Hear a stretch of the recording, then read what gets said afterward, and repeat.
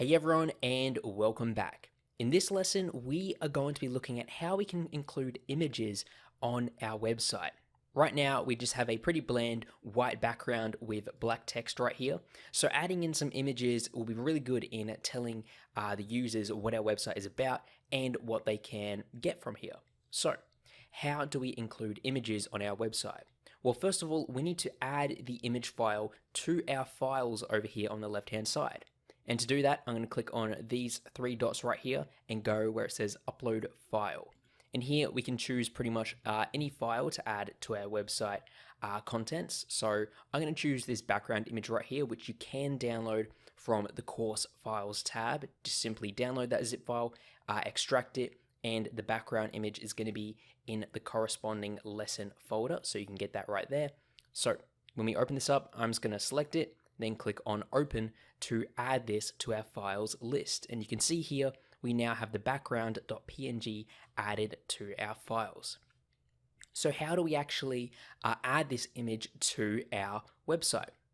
Well, we're going to be using an image tag, okay? The image tag, simply you set up the tags and then you have an attribute which links to the corresponding image you want to display.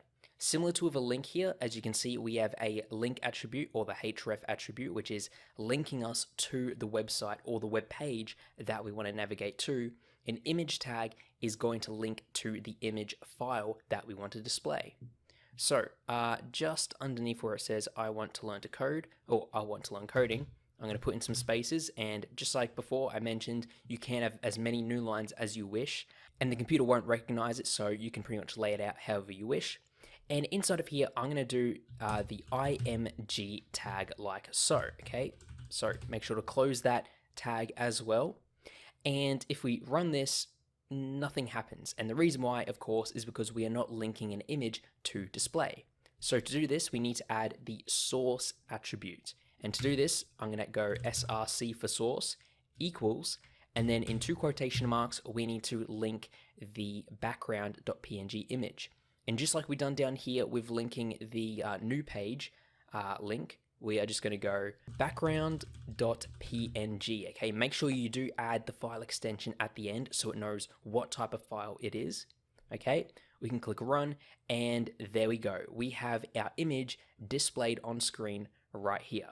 Now, something that may be bothering you or something that you may have in the back of your mind is the fact that with our image tag right here, unlike all of the other tags we've created so far, the image tag has no contents necessarily, okay? And by contents, I mean the stuff that goes in between the opening and closing tag, okay? We are only giving it a source attribute, which is telling it what image to display on screen. Now, we don't need to type anything in here in between the two tags because we don't want any text corresponding with the image, okay? We just want the image.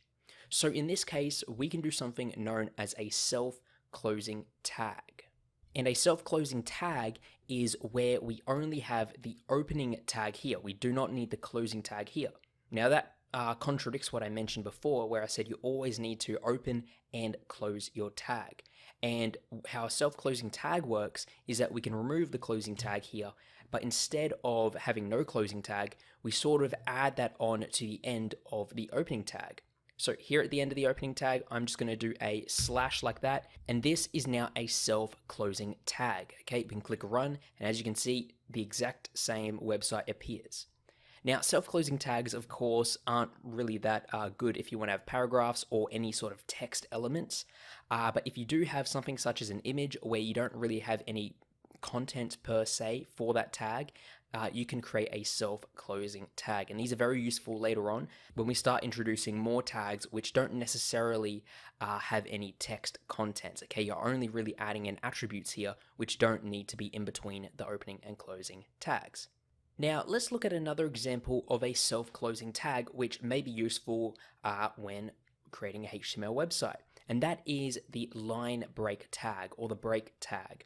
And what this does is basically, let's just say in the middle of our paragraph here, we want to all of a sudden go to a new line, okay? So we want, I want to on the top line and learn to code and learn coding on the bottom line. Now, if we do put a space here or a new line in the HTML code, you can see nothing happens. And of course, that's because HTML does not recognize new lines inside of the text editor, okay? So if we do a new line here, basically when it compiles it and reads the code, everything here is on one single line for it. So what we need to do is add the break tag. And to do that, I can just go opening bracket here, go BR slash closing bracket like so. And this right here is going to basically tell the website or tell our computer that at this point here, we want to go onto a new line. And if I click run, you'll see that I want to is on the top line and learned coding is on the second line right here. So there is an example of a self-closing tag, okay? I'm just gonna remove that for now. And one more thing about using images is that we don't only have to use images that are stored locally inside of our files, okay? We can actually use and get images from anywhere on the internet. And the way we can do that is by where it says source here, instead of going background.png, we just enter in the URL for that specific image file that we want. So for example, let's go over to google.com here and you see we have the Google logo. What we can do is just right click and go copy image address. This is just an example. If you were doing this, you do have to make sure that the images you are using are public domain or that you do have the appropriate licensing and crediting in order to use those images, okay?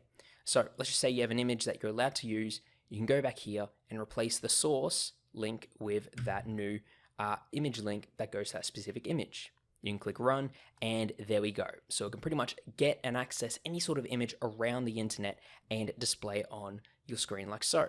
Okay, I'm just going to go back to our background.png right here, and that is images. So in the next lesson, we are going to be looking at lists, okay? And lists are very important for if you want dot points or if you just want to list out various different things. So I'll see you all then in the next lesson.